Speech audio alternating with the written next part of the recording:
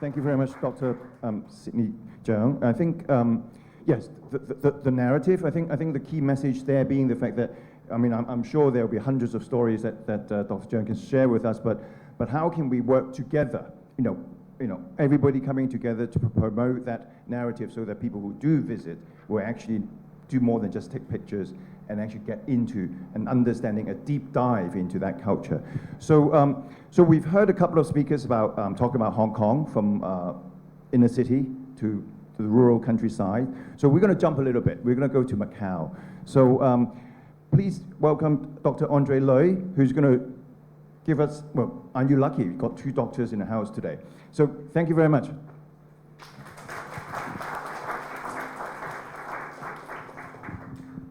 Okay, first of all, thank you for Hong Kong Icon to invite me to here to share some story from Macau. I am an architect and I specialize at historical building conservation and heritage in France. So I speak Portuguese and French, and so my English is a little bit like this. Okay, I try to my best. In 20 years ago, I worked in heritage department in Macau government, and I participate on the process of the World Heritage for the historical center of Macau to apply this. And in 2005, we get the classification, and this classification make the Macau society, especially for some people like old building, we are powerful from we are power for our culture finally, and for our history. And for the people who make the tourist business, this is also a very good chance for them. And here you can see more or less the site or the zone of the historical center. World Heritage is almost the whole southern part of the Macau Peninsula. So it is so big for a city. And certainly we have some conservation legislation for that, for the protection. And in 2013, we have a new conservation law for the heritage. In fact, in Macau, officially, we have the protection law for the heritage in 1976. It was the first. So why you nowadays you go to there you see so many historical buildings, because we began to protect that officially from the 70s of the 20th century. But after the handover, we knew the law, and in this law we found the committee of the heritage, and we in this committee we will discuss or approve some some protection process, and also it began to have the public consultant for some classification of some building. And for this, we have also revised the list of the heritage,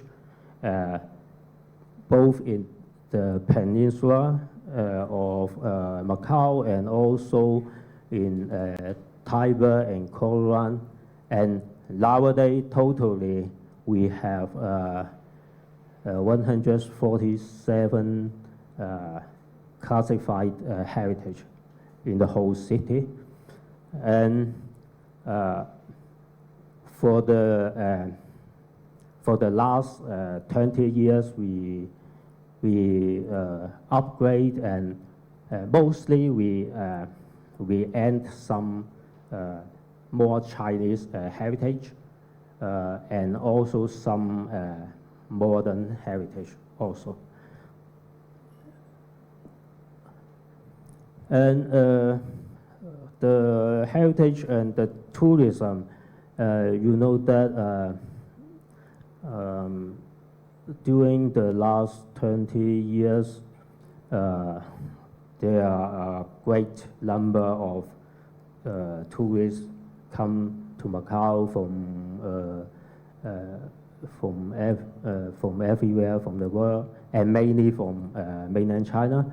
And every weekend, when you go to the song near the ruin St. Paul, you will see this sense. So it is before the COVID, but nowadays we began like this. So for the government, they have to get some ways to, for example, they have to limit the number of the people to access that zone, and also to limit the direction of the visit. Okay, so they have to have one way like this, and they have to go go out of this area from the other street. And for the policy from 2009 to 2019, the government, they have a policy to, they think we can, we use some building, and this building is some points. You see here some blue points, maybe. Yeah, this some blue points. Why? Because they try to get the tourists from the ruin St. Paul, and from here we can go to this is the Saint-Malo, and to let them to go to there. So they in these 10 years, these buildings were recovered and or change some function. And for example, here, this is a small museum behind the ruin St. Paul, but next to the larger temple. This building was designed by me, so it's a small, also museum relate to the intangible heritage of larger belief in Macau. And then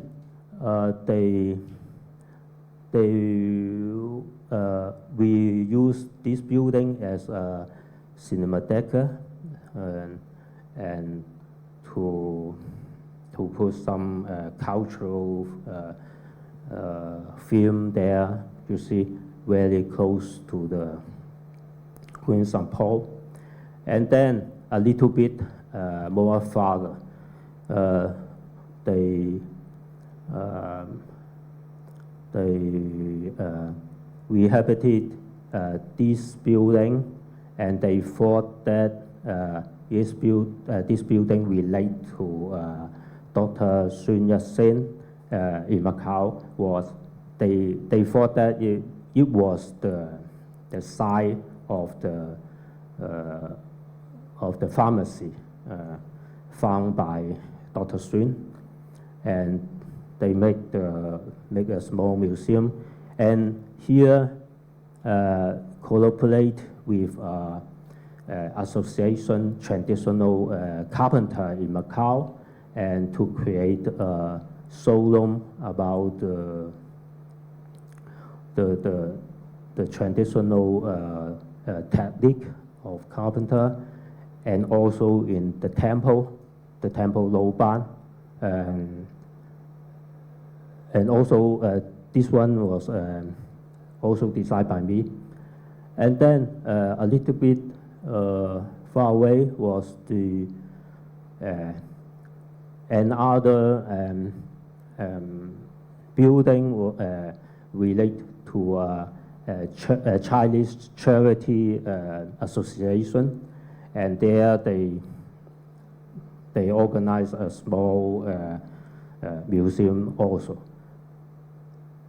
And then far away, we go to the Saint-Malo. We have the pen shop, and the pen shop was we have it in around 2003 or 2005. So you see, this was policy at that time to make the city as an open air museum, and we linked the different points and to let the tourists to go through a little bit in the urban and in this urban hood of the center. And in 2017, Macau government and they developed a tourism develop plan, and in this plan I participate also for the elaboration, and so I can tell you in this tourism plan, Macau have the role as the world leisure tourism center. So for this purpose, they have different strategies. And in this plan, we are thinking about the heritage and the historical zone, you see, and also some historical urban sites to reuse. Also some in Macau Peninsula and some in Taiba and Koran.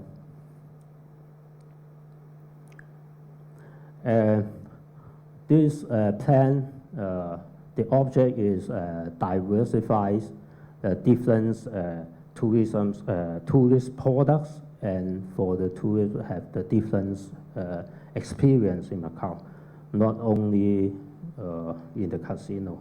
Okay. And we have also the city general plan. We can see here in this plan, we talk about the conservation of the cultural heritage. And then in 2 years ago, in the government, in the Heritage Department, they found the World Heritage Monitoring Center. They keep some modern technique to monitor the heritage building. For example, last month, one rainy afternoon, suddenly one stone was dropped down from the facade of Ruin Sampo, and 2 weeks later, through the record of the monitoring system, they found the rock is the stone is from here, and it was caused by, they said that it was caused by the heat by the thunder at that time. And then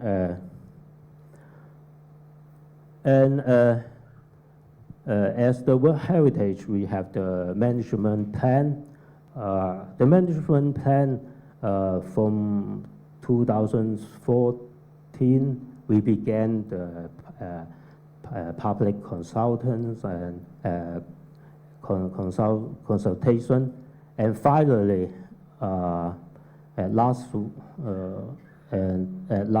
month, we finally prove and we began to realize this management plan. So you see, we have different tools for protection of the heritage. And about the tourism and culture, last year, for the government's policies, they have the 1+4 economic development strategies. So in this strategy, culture plus tourism is one of the strategies. So it is the culture tourism in Macau is more become more and more important. And you know that in the recent years, the dark art, okay, the Pumpsins culture is very popular in many cities. So in Macau, many historical songs, we have this kind of area for the tourism to take photo, and many historical song with a beautiful color to attract the tourism.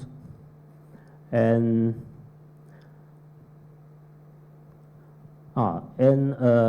from this year,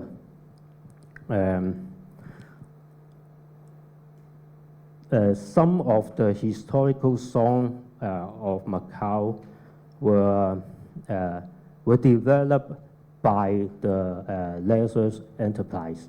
So we have the 6 enterprises. So each enterprise have to reuse or revise, rehabilitate one historical song in Macau. And for example, we see the happiness tree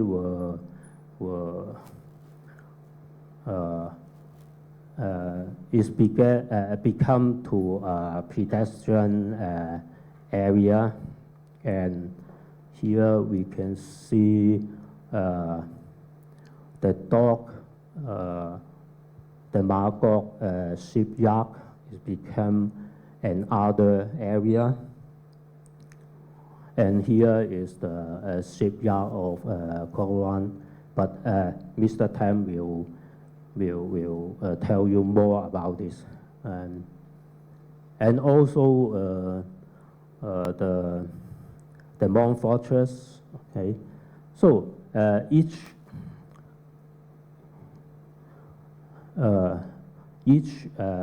historical song nowadays is developed by the different enterprise. Recently, in the recent years, especially after the COVID-19, it began to popular of the city walk. And in Hong Kong, you can see this, and I saw Paul, the presentation about in Hong Kong. And in fact, this is some pretension city walk in 20 years ago, and I as an architect and for the heritage, I wrote a book, and it will be published this month about some historical building in Macau and as a city walk.